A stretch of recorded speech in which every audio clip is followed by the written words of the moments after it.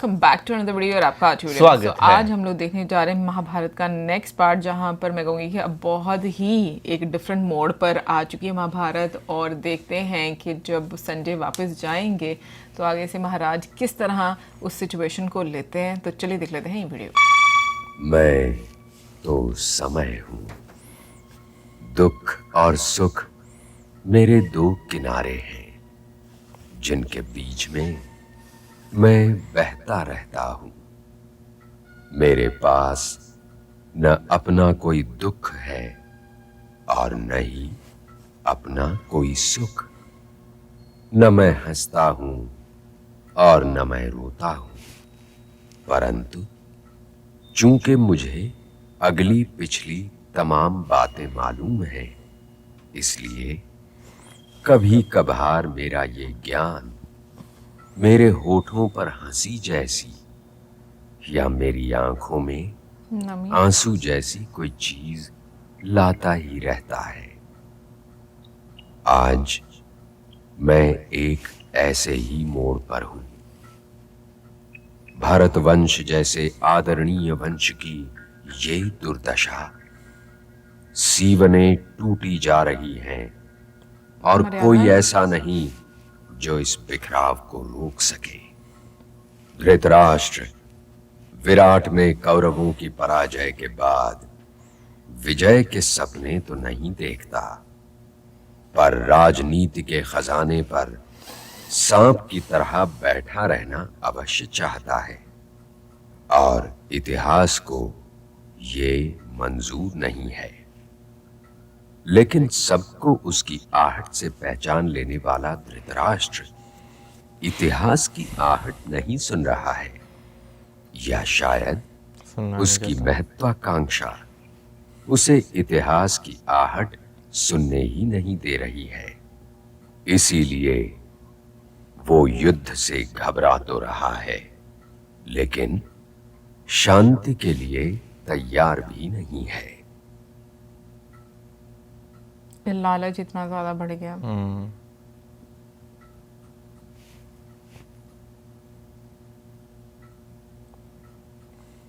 महाराज की जय हो, महाराज की जय हो। क्या है? हे कृपा मूर्ति, राज सारथी संजय दर्शन के अभिलाषी हैं और द्वार पर खड़े आज्ञा की प्रतीक्षा कर रहे हैं।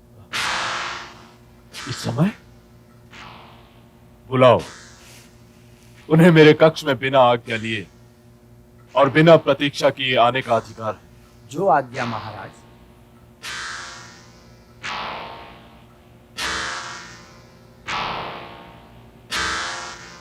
डर लग रहा है ना कि क्या रिप्लाई आया होगा कि जो इस टाइम आ रहे हैं।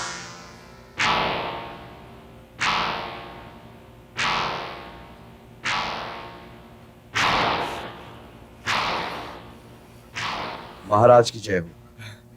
क्या समाचार लाए हो? क्या कहा युधिष्ठिर ने? महाराज, उन्होंने कहा कि धर्म से उत्तम कोई संपत्ति नहीं और धर्म के पालन में ही संपूर्ण आनंद है। महाराज, इस यात्रा में मैंने भी सोच विचार किया,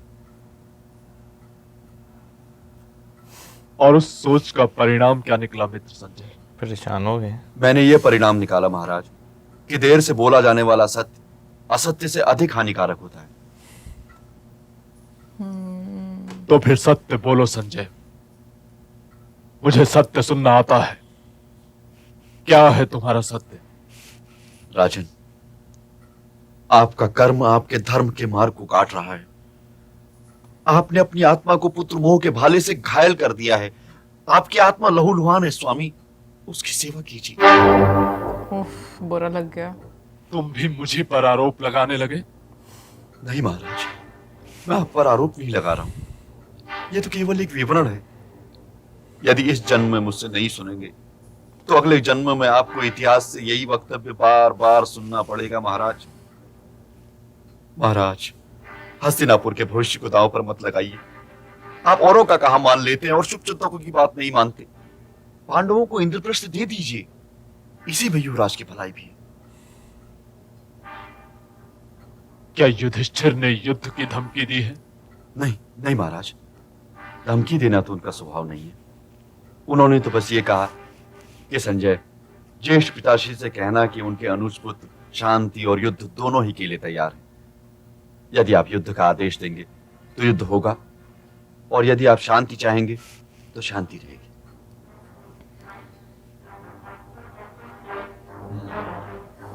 पसंद नहीं आया। तुम्हें इस लंबी यात्रा ने थका दिया होगा संजय। जाओ विश्राम करो। अच्छा नहीं फील जो हुआ। आज्ञा। समझ लग गई है संजय को। सेवक, प्रणाम महाराज। किसी को भेजो कि विदुर को बुला लाए। जो आज्ञा महाराज।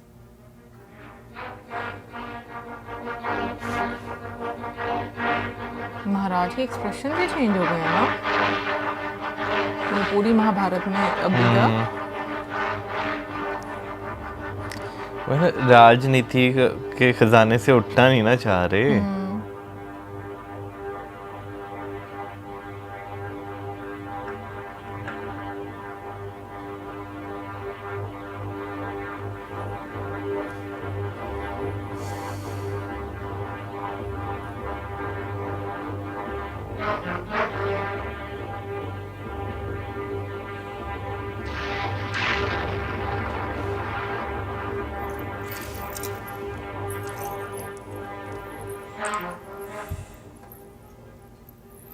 ज्येष्ठ श्री ने इस समय क्यों बुलाया?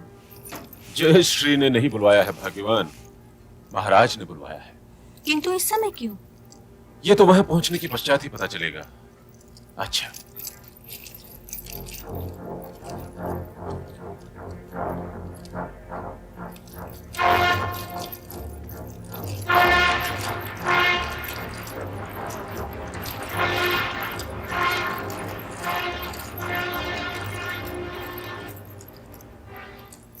प्रणाम महाराज।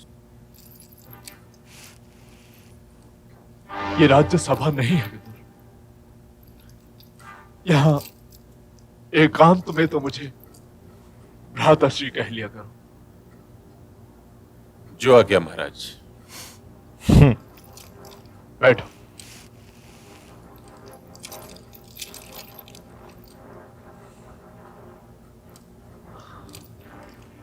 संजय युधिष्ठिर के पास से होकर लौट आया है। उसने युधिष्ठिर के सारे सुझाव नहीं बताए। अधिक समय उसने मुझे दोषी ठहराने में गंवा दिया। युधिष्ठिर के सारे सुझाव कल राज्यसभा में सुनाए जाएंगे।